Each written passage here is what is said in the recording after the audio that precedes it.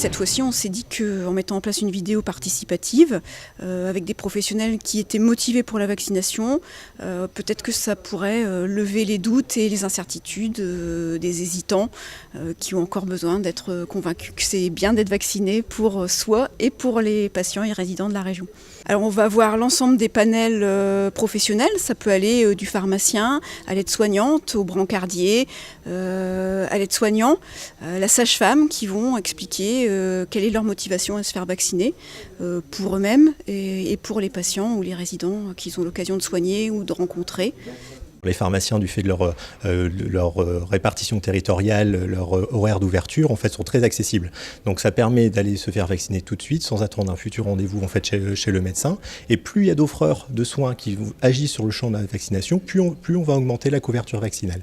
L'objectif, c'est d'augmenter la couverture vaccinale. C'est de prendre les personnes qui ne faisaient pas vacciner avant, notamment les primo-vaccinants. Il n'y a que 10% des primo-vaccinants qui se font vacciner. Donc il y a un potentiel pour augmenter cette couverture vaccinale. Le but, c'est d'aller chercher les gens qui ne se seraient pas fait vacciner par le médecin ou l'infirmière. Voilà, le but, c'est pas de concurrencer d'autres professionnels de santé, c'est venir en fait en plus, voilà, d'aller les chercher et les rentrer dans le circuit de la vaccination.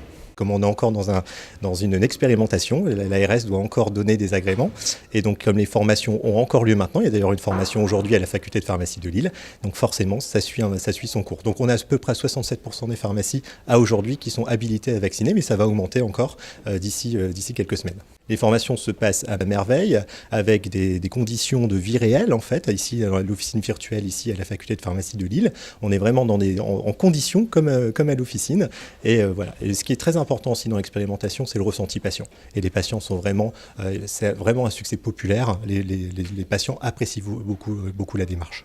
C'est extrêmement important parce que ils peuvent être contagieux avant de déclarer la grippe, voire par souci pour leurs confrères de venir travailler grippés et donc d'être un vecteur du virus pour les patients ou les résidents dans les maisons de retraite. On rencontre des freins, alors ça peut être des freins parce qu'il n'y a pas de service de médecine du travail, mais ça peut être des freins liés à leurs craintes. Ils ont été victimes, comme tout le monde, de la médiatisation des risques, pseudo-risques associés à la vaccination, et ils ont peur pour eux ou pour leur santé.